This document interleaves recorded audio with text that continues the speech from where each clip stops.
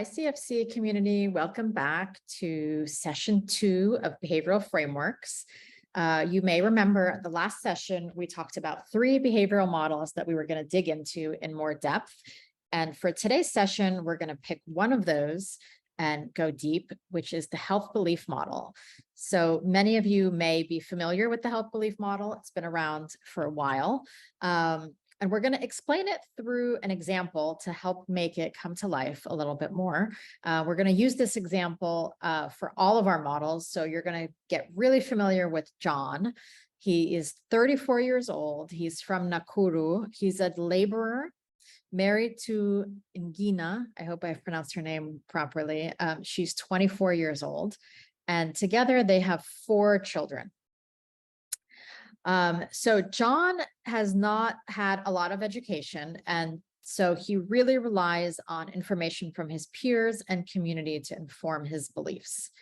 At the beginning of the COVID-19 outbreak, or the peak of the COVID-19 outbreak, the Kenyan government had imposed a lockdown in many counties, making it difficult to travel to immunization centers.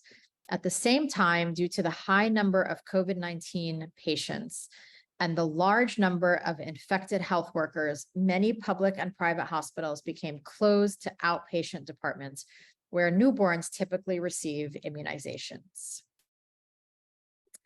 So in terms of John's likelihood to vaccinate his children who are under 5, he's what we would call a passive supporter. John thinks vaccination is a good idea, but will not go out of his way to do it. When vaccination comes, he brings his children. As a result, his children are not fully vaccinated according to the schedule, but they are vaccinated. He has heard rumors about vaccine contents as a conspiracy, but he doesn't really believe them, or he doesn't believe them enough for them to influence his behavior. So his immunization needs are that he needs to understand the importance of vaccination and the importance of adhering to a schedule. He needs really convenient access to vaccination. He needs vaccinators and mobilizers that he can trust. And he needs access to other health services that meet his immediate needs, because it's pretty difficult to get to a health clinic. And so if he's going to go, it really needs to be sort of valuable to him. So keep John in the back of your mind, because we're going to think about John in the context of the health belief model. So the health belief model is one of the most popular models that public health practitioners in particular really, really like. Not behavioral scientists, but public health policy designers and epidemiologists really like the health belief model. It focuses entirely on the individual and how the individual makes decisions and what sort of variables play into their decision making. It doesn't really bring into play cultural, environmental, economic, or social factors. The health belief model is fairly old, and so it is sort of predates when behavioral science started to look at these things that we're talking about today. And how important they are. So the science of behavioral drivers wasn't as advanced as it was today. So keep that in mind. And that's why we're giving you a few different models so that you can kind of build on them with the latest evidence. And the field of behavioral science is always evolving. So you should always make sure that you're up to date on what the science is telling us.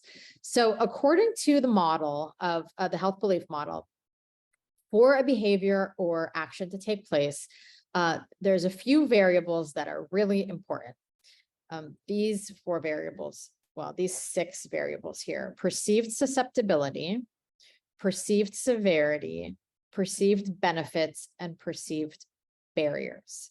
So what the health belief model says is that people really need to believe that they're at high risk of getting a disease. That's perceived susceptibility. So if we think about COVID, I felt like I had a high likelihood in the beginning of COVID to getting the disease. So my perceived susceptibility was high. Now, did I think that it was going to be severe if it affected me? Yes, very severe. So my perceived severity of COVID at the beginning of the outbreak was high susceptibility, high severity. So that means my risk, my total risk level is pretty high, right? And then there's two things about the efficacy of the recommendation. So the recommendation at that point could have been to stay home. The perceived benefits of staying home could have been really high. So I'm reducing my susceptibility and my severity, but the perceived barriers, the sort of inconvenience of staying home all the time was also pretty high. So you're going to weigh those things out to determine if you're going to take that action. And so action is also determined by, how easy is that action to take? So cues to action. And the environment, is the environment supporting or prohibiting that action? And self-efficacy. Do I think that I can do that? Can I stay home all the time? And is that behavior going to sort of reduce my severity and my susceptibility? So these are sort of the most important variables that go into the health belief model. And that they're sort of like a cost and effect that's going on. So that you're weighing kind of costs and benefits and risks, in this scenario. So the high perceived plus high perceived severity must be greater than the benefits and the barriers. So you've got to feel that your risk outweighs everything else. So here's a little video that's going to explain it probably more succinctly than I just did, and hopefully will help reinforce some of the things that you've just seen in those slides. Busy women are making money from home without the headaches of drop shipping, affiliate marketing.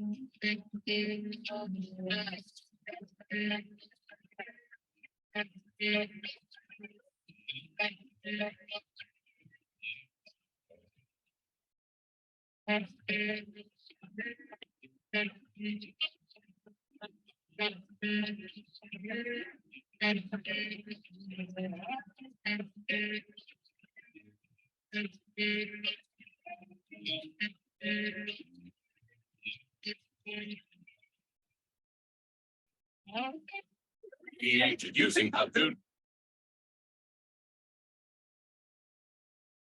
Okay, hopefully that was a nice little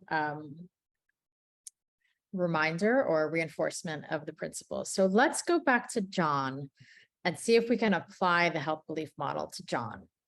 So when we look at the demographic variables that go into our analysis, we know that John is a male, and he most likely makes decisions for the family.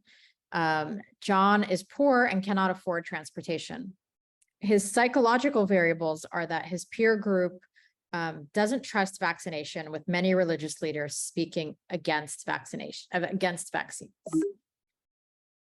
So in terms of his perceived susceptibility, children in John's community have been getting ill with measles, and John believes that his son may get ill as well. Now, how severe would it be if John's son got measles? So some children in the community have died from measles. John believes the repercussions for his son may be severe without the measles vaccine. So he feels that his susceptibility is high and the perceived severity is also high. So let's look at the intervention. The intervention is vaccination, the measles vaccine. The perceived benefits are that it's free and presumably it's effective. And the barriers are that vaccinators are no longer coming to his house and transportation has stopped. So getting to an outpatient center would be difficult. So what is his action going to be? And what is a good intervention that might help John? So let's look at some other things that are going to go into his decision, as well as an intervention that we might think about. So in terms of self-efficacy, John has the autonomy to make decisions and actions. He doesn't need to check in with anybody. He's the main decision maker. The cues to action. So how do we make sort of, what might trigger his behavior to be more immediate is that his son now has a fever. So how likely do you think it is that John might vaccinate his child? Remember to weigh all the factors in the health belief model. Not very likely, somewhat likely, likely, or very likely. We are asynchronous, so I'm going to imagine you're all raising your hands or pushing a button into what the choice should be. Dun, da, da, da. The correct answer, which my head is blocking, is that John is somewhat likely to take the vaccine. And it's really important to highlight the word somewhat, because there are things that might persuade him to take the vaccine and other things that may be barriers to take the vaccine. And so we just don't know. It can go either way, right? It's sort of like a 50-50 mix. But there's a couple of things that we might be able to do to sort of swing him into the likely or very likely category. So if we're designing an intervention for John, what do we know about his particular situation as an individual and his context? Remember the individual behavior change and the social change that we talked about in the last module. So we know that there's a lot of misinformation and rumors going on about vaccination in John's community. So maybe to combat misinformation about vaccinations, we could try and build relationships with local community leaders. If done successfully, John's decision to travel to an outpatient facility becomes viewed as a social norm or something that all people in his community can support and do. This makes it more appealing to travel to the health facility since others in the community believe it's a good idea. So this is, there's a barrier to getting to the outpatient center because transportation is hard, but there's a high social value for doing that, for overcoming that barrier. Maybe not only is it sort of something that's valued by his leadership, but also maybe there's a high value to protecting children in the community. So it's seen as something very noble to do to protect children within your own community. So that could be one potential intervention. Another idea could be to help increase access. Buses could be made available and could create socially distant seating arrangements to allow the transportation to still function while the COVID restrictions are in place, and they can bring John to a health facility without increasing the chances that he will contract COVID-19 along the way. And so that's removing the barrier of access in particular. So reducing that friction that we talked about in the first module. So these are just 2 ideas to tackle the friction points. Maybe you can think about other ideas that you could think about either at the individual level or the social level, and think about which particular variables in the health belief model you're focusing on: susceptibility, severity, benefit, barriers, cues to action, or something else. We'd love to hear what you think and what your ideas are, and stay tuned for the next module on the next model. Bye. Thanks for listening.